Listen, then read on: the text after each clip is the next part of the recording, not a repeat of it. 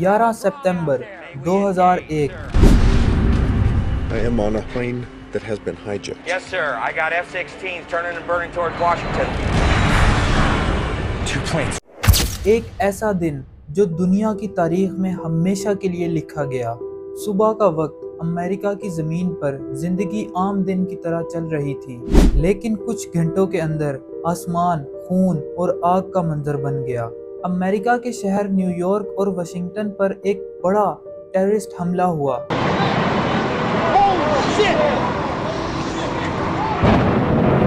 4 planes high Jack کیے گئے، جن میں سے ایک تھا United Airlines flight 93۔ United 93, runway 4 left, clear for takeoff. Roger that. Flight 93 صبح 8:42 پر نیوارک ایئرپورٹ سے ٹیک آف کرتا ہے اور اس کی ڈیسٹینیشن سین فرانسسکو تھی۔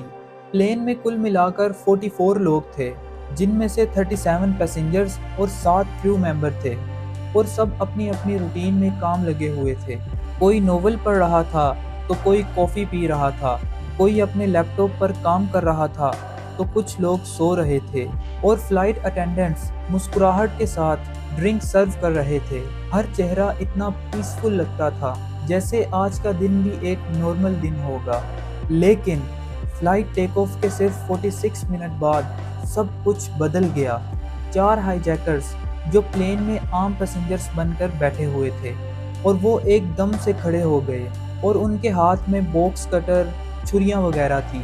ان میں سے ایک ہائی جیکر کاکپٹ کی طرف گیا اور وہاں جا کر اصلی پائلٹ کو شہید کر دیا، اور باقی 3 ہائی جیکرز پیسنجرز کو کنٹرول کرنے میں لگے ہوئے تھے اور چلائی جا رہے تھے کہ سب اپنی سیٹ پر بیٹھ جاؤ ورنہ ہم سب کو مار دیں گے۔ لہٰذا اب پلین کا کنٹرول ہائی جیکرز کے ہاتھ میں چلا گیا۔ مسافروں کی آنکھوں میں خوف تھا، چیخیں تھیں، اور دل میں صرف ایک ہی سوال تھا، اب ہمارا کیا ہوگا؟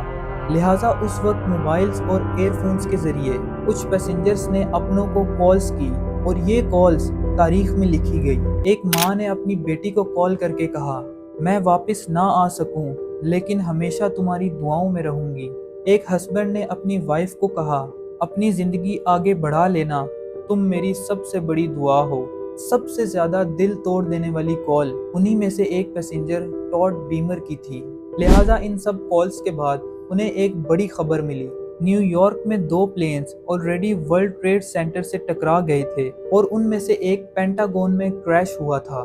اس خبر سے سب پیسنجرز کو سمجھ آ گئی کہ ان کا پلین بھی ایک اور ٹارگٹ کے لیے استعمال ہونے والا ہے، شاید وائٹ ہاؤس یا کیپٹل بلڈنگ۔ یہ سن کر ان کے دل کا خوف غصے میں بدل گیا، تو پیسنجرز نے آپس میں میٹنگ کی۔ ان میں سے ایک نے بولا، اگر ہم ابھی چپ بیٹھے تو ہزاروں معصوم لوگ مریں گے۔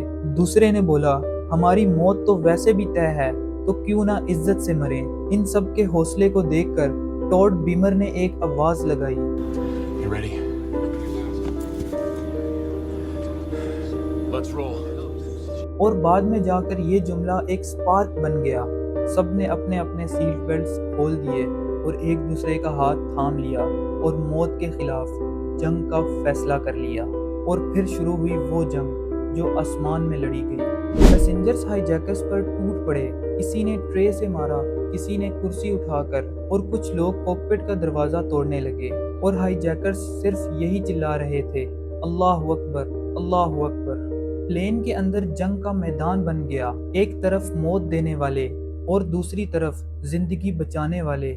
اور یہ سب لڑائی کے بعد 10:03 پر ہائی جیکرز نے سمجھ لیا کہ پیسنجرز ان سے کنٹرول چھین لیں گے، تو انہوں نے پلین کو نیچے گرا دیا اور وہ سب شہید ہو گئے، پیسنجرز بھی اور ہائی جیکرز بھی۔ لیکن ان کی قربانی نے واشنگٹن کو بچا لیا۔ کیپٹل اور وائٹ ہاؤس ابھی تک سیف کھڑے ہیں، اور یہ صرف ان کے فیصلے کی وجہ سے۔ چنانچہ یہ سب واقعہ کے بعد فلائٹ 93 پر بہت ساری فلمز اور ڈاکومنٹریز بھی بنی۔